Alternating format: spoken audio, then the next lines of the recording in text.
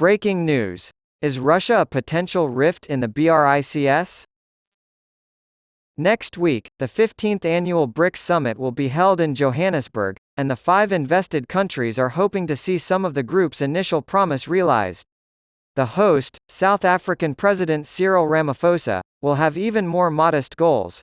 He hopes the summit will strengthen his ties to a globally isolated Russia and take the spotlight off of his country's deteriorating infrastructure, which will host the summit for 3 days. Lord Jim O'Neill, a former head of global economic research at Goldman Sachs, came up with the BRICS acronym more than 2 decades ago, and it has since stuck. Indeed, O'Neill made the claim just this week that the BRICS, Brazil, Russia, India, China, and South Africa, group has not achieved anything since they first started meeting. The sum is still quite large, though. The total amount of their savings is $4.4 trillion. With a capitalization of $100 billion, the New Development Bank, NDB, is a World Bank equivalent, and the BRICS Contingent Reserve Arrangement, CRA, is the International Monetary Fund's, IMF's, equivalent. Combined, the populations of the countries that make up the BRICS group equal more than half of the world's total. Despite their progress, members of BRICS say they have no desire to compete with or provoke the developed world or the G7 in particular. In whispers, they announce that they are the up-and-comers, highlight their shared goals and resources, and generally act superior. However, if you dig a little deeper, you'll find that BRICS has more competing goals and objectives than it advertises. To begin, China and India, 2 of the most important players, are hostile neighbors. The 2 countries are fierce rivals in the developing world, especially in the Indo-Pacific region, and they will likely clash at this year's summit over China's plans to expand the group to include more non-aligned members. The border dispute between the 2 countries has lasted for 60 years and has cost hundreds of lives. Iran, Argentina, Saudi Arabia, and the United Arab Emirates are just a few of the 22 countries that have formally applied to join. India, which has a larger economy than France, Italy, or Canada combined, prefers to keep things under control.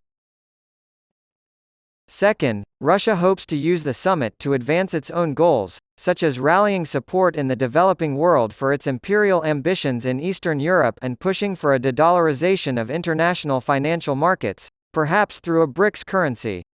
This may seem like a pipe dream now, but it's possible in the far-off future thanks to the rising value of the Chinese renminbi in comparison to the falling value of the US dollar. Again, India is not likely to be persuaded due to concerns over Russia's putschist methods in Africa and the country's entrenchment in trade with the United States and the Middle East. Vladimir Putin, President of Russia, will not be in attendance, though he is expected to appear via video link, because of the threat of arrest by the International Criminal Court. Third, the governments of Brazil and South Africa are likely to push an argument toward the formation of a non-aligned lobby in international geopolitics, either within or outside the BRICS group, that is, in reality, an anti-American front, which could prove too confrontational for India's tastes. They have high expectations that this will go over well with domestic fans. However, they are not likely to be making any major decisions. Using a measure of nominal GDP, the combined share of Brazil and South Africa in BRICS is 7.3%. South Africa's share is at 1.62%, which may explain why O'Neill has always argued that South Africa should not be a member of the club. Finally, the BRICS are not united on fundamental energy policy issues. India and China, which are both resource-poor, are strong advocates of renewable energy. Coal is a major export for both Russia and South Africa, and oil for Russia. So, what exactly is it that Ramaphosa expects to get out of this meeting with his brotherly but extremely wary confreres? He plans to use it to bolster his public case for a compromise solution to the Ukrainian conflict, which he says exists between unconditional backing for the West and Europe and Russia and its silent sponsor China. He advocates for the non-aligned movement, or Global South states, to use the jargon, to be revitalized in the midst of a new Cold War. Additional reading: The next economic collapse will be catastrophic. Author John Rapley.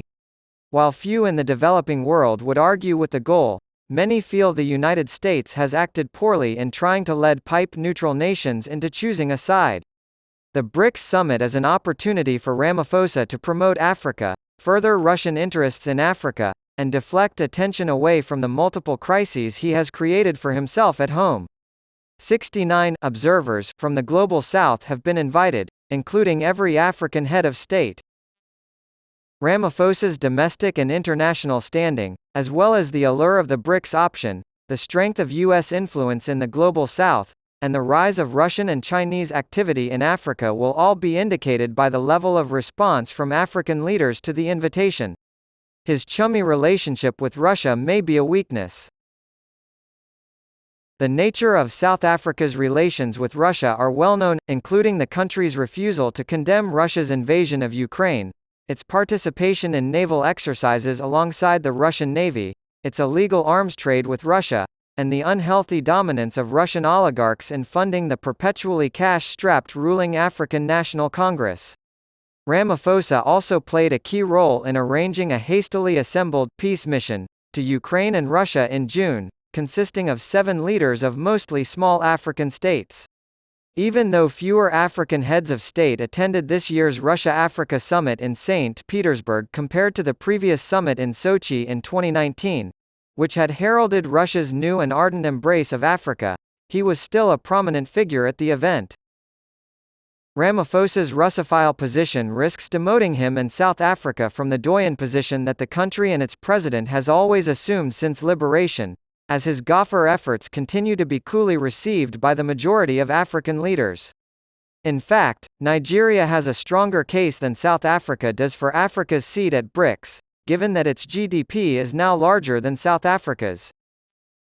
Why South Africa is on Russia's side? A suggested read. Brian Pottinger. The new book by Samuel Ramani, Russia in Africa, is an in-depth account of Russia's involvement in Africa after the Cold War. Though sporadic, the overarching strategy of that diplomacy is one of the following: patience in ambition, opportunism in deployment, and lupine in execution. Russia could remain an attractive partner for African countries and preserve a unique niche between France, the United States, and China, by combining counterinsurgency operations, arms sales, autocracy promotion and soft power tools, he writes. The countries that are the focus of this kind of attention all have something in common. They are weak states with unstable governments and internal politics. They have collapsed national institutions. Their citizens are hopeless. Their elites have emigrated. Their security forces are corrupt. And they have security vacuums left by the departure of agencies that used to guarantee sovereign stability.